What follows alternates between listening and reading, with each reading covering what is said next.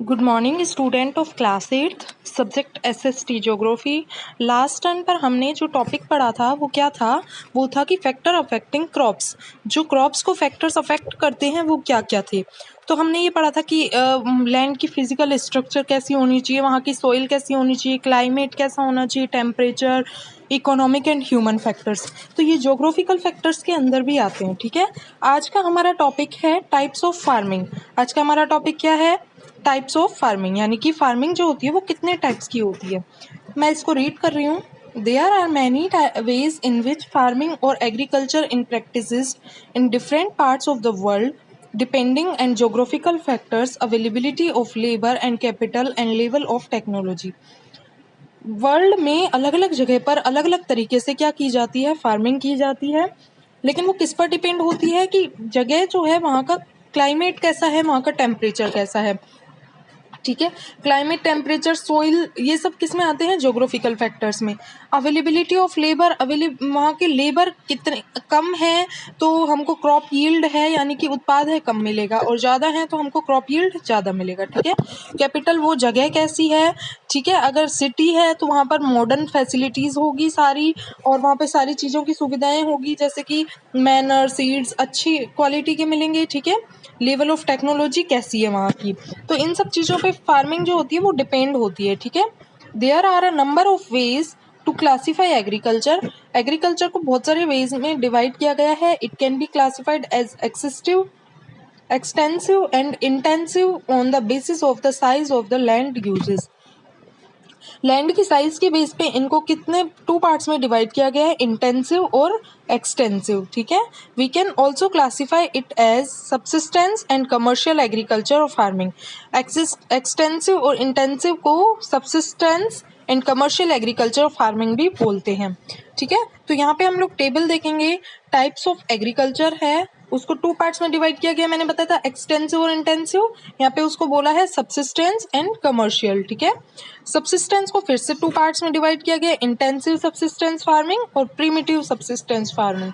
Commercial को three parts में divide किया गया, commercial grain farming, mixed farming and plantation farming. उसके बाद जो है वो प्राइमेटिव सब्सिस्टेंस फार्मिंग को फिर से टू पार्ट्स में डिवाइड किया गया, shifting cultivation and nomadic cultivation, वो नोमेडिक हार्डिंग। ठीक है, अब हम पढ़ रहे हैं कि हमने सबसे पहले देखा types of farming agriculture, two parts में डिवाइड किया गया है, सब्सिस्टेंस एंड कमर्शियल। तो हम लोग देख रहे हैं सब्सिस्टेंस फार्मिंग। ठीक है, farmers who have very small plots and land and little money. Subsistence farming, जो फार्मर्स होते हैं उनके पास, जो सब्सिस्टेंस फार्मिंग करते हैं वहाँ पे करने वाले जो फार्मर्स हैं उनके पास वेरी स्मॉल प्लॉट्स, छोटे प्लॉट होते हैं, यानी कि लैंड की जगह जो होती है फार्मिंग के लिए वो कम होती है, पैसे बहुत कम होते हैं उनके पास, little money, and grow crops where are just enough to feed their families. और इतनी क्रॉप्स उगाते हैं कि इनफ टू फीड, ताकि वो अपने परिवार का भरण पोषण कर सकें, अपने परिवार को क्या कर सकें, मतलब परिवार का गुजारा चल सके, इतना ही क्रॉप्स वो क्या करते हैं? उगाते हैं। ठीक है, वो मतलब कमर्शियल सब्सिस्टेंस फार्मिंग में परिवार को चलाने के अलावा भी बहुत सारे पैसे क्या हो जाते हैं? बच जाते हैं। लेकिन अभी हम सब्सिस्टेंस फार्मिंग पढ़ रहे हैं, तो सब्सिस्टेंस फार्मिंग में जो फार्मर्स होते हैं उनके पास छोटा प्लॉट होता है क्रॉप्स के लिए। ठीक है, लिटिल मनी होती है और इतना ही क्रॉप्स उगाते हैं जिससे कि अपने परिवार की वो कर सकें, पूर्ति कर सकें। There is no surplus for sale. Such form of farming is known as subsistence farming. इस टाइप की जो फार्मिंग होती है क्या होती है? वो सब्सिस्टेंस फार्मिंग होती है। In this type of farming primitive method और farming are used and the seed and fertiliser are of poor quality. इस फार्मिंग में in this farming primitive method of farming are used. Primitive method से farming की जाती है, और जो seed और फर्टिलाइजर्स होते हैं वो पुअर क्वालिटी के होते हैं, बहुत अच्छे नहीं होते। ठीक है, hence the crop yield is low, जिससे अगर पुअर क्वालिटी के सीड और फर्टिलाइजर्स होंगे तो क्रॉप जो बनेगी, क्रॉप उग जाएगी, जब तैयार हो जाएगी। क्रॉप यील्ड मतलब कि क्रॉप, जैसे हमने गेहूं वीट उगाई तो जब वीट तैयार हो जाएगी, ठीक है, सीड से क्या हो जाएगी? वीट तैयार हो जाएगी, तो वो यील्ड होता है। ठीक है, the crop yield is you low, तो लो होगी, कम होगी, क्रॉप का उत्पाद जो होगा वो कम होगा। The farmer's family does the farm work इस प्रकार की जो फार्मिंग होती है उसमें उसको करने के लिए फार्मर की फैमिली ही क्या करती है, खेतों का काम करती है। And the farmer depend on rainfall for irrigation, और पानी के लिए भी फार्मर को किस पर डिपेंड करना पड़ता है, इरिगेशन के लिए भी किस पर डिपेंड करना पड़ता है, रेनफॉल पर, बरसातों पर। ऐसा क्यों करना पड़ता है, क्योंकि उनके पास इतना मनी नहीं होता कि वो इरिगेशन के लिए अपने स्तर पर पानी को क्या कर सकें, अरेंज कर सकें, ठीक है। ना ही उनके पास इतना पैसा होता है कि बहुत अच्छी क्वालिटी के वो सीड खरीदें। तो सब्सिस्टेंस फार्मिंग जो होते हैं वो पुअर फार्मर्स करते हैं। ओके स्टूडेंट्स, सब्सिस्टेंस फार्मिंग में भी इंटेंसिव सब्सिस्टेंस फार्मिंग और primitive subsistence farming. Subsistence farming को 2 पार्ट्स में डिवाइड किया गया है, इंटेंसिव सब्सिस्टेंस फार्मिंग और प्रिमिटिव सब्सिस्टेंस फार्मिंग। फर्स्ट क्या है, intensive subsistence farming. Intensive subsistence farming is practised in very densely populated. ये इंटेंसिव सब्सिस्टेंस फार्मिंग जो होती है वो कहाँ पे की जाती है, जहाँ पे ज़्यादा जनसंख्या हो, घना एरिया हो, where the land area is small and the large amount of labor and capital is used for agriculture। जहाँ एरिया तो कम होता है, लार्ज एरिया तो कम होता है, डेंसली पॉपुलेटेड का मतलब क्या होता है कि जनसंख्या जहाँ पर ज़्यादा रहे, ठीक है। तो लार्ज अमाउंट ऑफ लेबर, जब जनसंख्या ज़्यादा होगी तो मजदूर भी क्या मिल जाएंगे, ज़्यादा मिल जाएंगे। Due to fertile soil and favorable climate for a long period of time, 2 or 3 crops are grown on the same piece of land at different times during the year.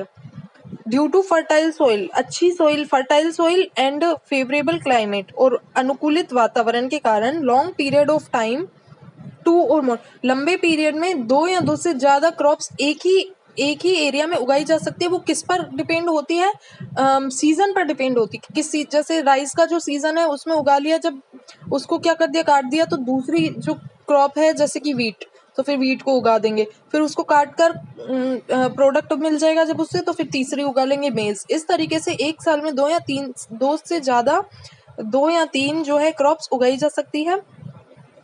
इस तरीके की जो फार्मिंग होती है वो इंटेंसिव सब्सिस्टेंस फार्मिंग होती है। तो इंटेंसिव सब्सिस्टेंस फार्मिंग कहाँ पर होती है, जहाँ पे डेंसली पॉपुलेटेड एरिया हो, जनसंख्या ज़्यादा रहे और लैंड कम हो, ठीक है। आगे बात समझ में आप लोगों को।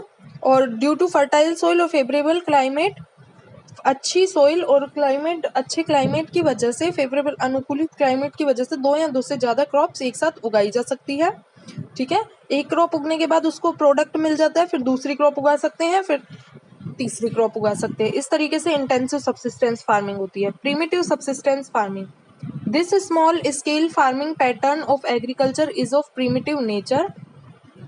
This small scale farming pattern of agriculture, ये स्मॉल स्केल जो पैटर्न है एग्रीकल्चर का वो प्रिमिटिव सब्सिस्टेंस, प्रिमिटिव में नेचर में होता है। It include shifting cultivation and nomadic herding. हमने बताया था कि जो प्रिमिटिव सब्सिस्टेंस फार्मिंग होती है उसको 2 पार्ट्स में डिवाइड किया गया है, shifting cultivation and nomadic herding, ठीक है। शिफ्टिंग कल्टीवेशन क्या होती है, इसमें हम लोग पढ़ेंगे in this system of cultivation, इस टाइप के जो कल्टीवेशन होता है इसमें a plot of land is cleared by cutting and burning the vegetation growing on it. Plot और लैंड को क्या किया जाता है, क्लियर किया जाता है बाय, किस तरीके से क्लियर किया जाता है, cutting and burning of vegetation growing on it. इसमें वेजिटेशन अगर उगी हुई है, वनस्पतियां उगी हुई, तो उसको कट करके क्लियर कर लिया जाता है, ठीक है। The ashes are mixed in the soil to make it fertile, जब उनको जलाया जाता है, बर्निंग की जाती है, तो जो ऐश होती है, राख बनती है, उसको मिट्टी में मिला दिया जाता है ताकि वो क्या हो जाए, फर्टाइल हो जाए मिट्टी। This method is known as slash and burn method. इस मेथड को एक और नाम से जानते हैं, स्लैश और बर्न मेथड, ठीक है। क्रॉप्स लाइक मेज, potatoes, yam and cassava may be grown using this method।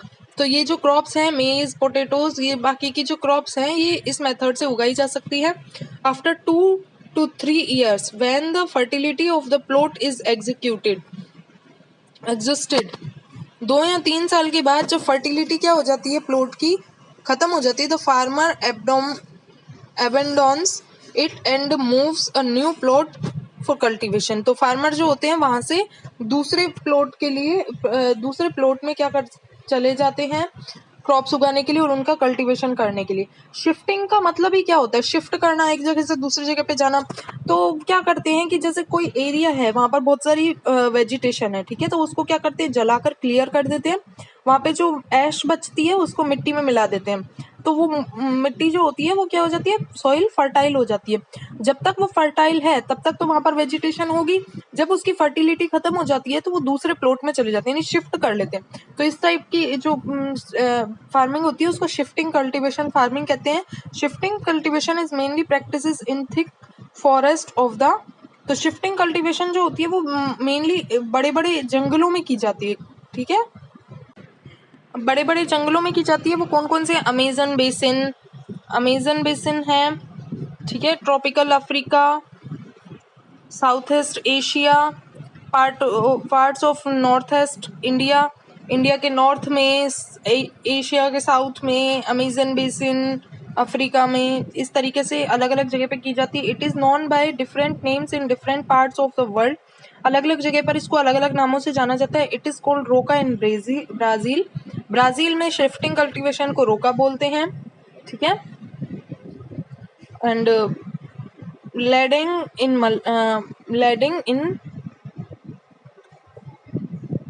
Malaysia में इसे क्या बोलते हैं, लेडिंग। उसके बाद मिल्पा इन मैक्सिको में इसको मिल्पा बोलते हैं। Masole in Congo basin of Africa and jhum in North East India, तो अफ्रीका में इसको मैसोल बोलते हैं एंड झूम किस में, नॉर्थ ईस्ट इंडिया में बोलते हैं। इस तरीके से हमने शिफ्टिंग कल्टीवेशन फार्मिंग देखी है। प्रिमिटिव सब्सिस्टेंस फार्मिंग को 2 पार्ट्स में डिवाइड किया है, शिफ्टिंग कल्टीवेशन और नोमेडिक हर्डिंग। तो आज हमने शिफ्टिंग कल्टीवेशन पढ़ा है, कल हम नोमेडिक हर्डिंग नेक्स्ट टर्न पर पढ़ेंगे। अभी हमने टाइप्स ऑफ फार्मिंग पढ़ा है, ठीक है, एक्सटेंसिव और इंटेंसिव। तो एक्सटेंसिव को सब्सिस्टेंस फार्मिंग और कमर्शियल फार्मिंग के नाम से डिवाइड किया गया है, ठीक है। अब सब्सिस्टेंस फार्मिंग को भी डिवाइड किया गया है, ठीक है, इंटेंसिव, प्रीमिटिव सब्सिस्टेंस फार्मिंग, और प्रीमिटिव सब्सिस्टेंस फार्मिंग को फिर से 2 पार्ट्स में डिवाइड किया गया है, shifting cultivation and nomadic herding. तो आज हमने शिफ्टिंग कल्टीवेशन के नाम से ही पता चल रहा है, शिफ्ट करना, जब जो अर्थ की फर्टिलिटी क्या हो जाती है, कम हो जाती है, तो शिफ्ट कर लेते हैं दूसरी अर्थ पर, ठीक है, इस तरीके से किया जाता है।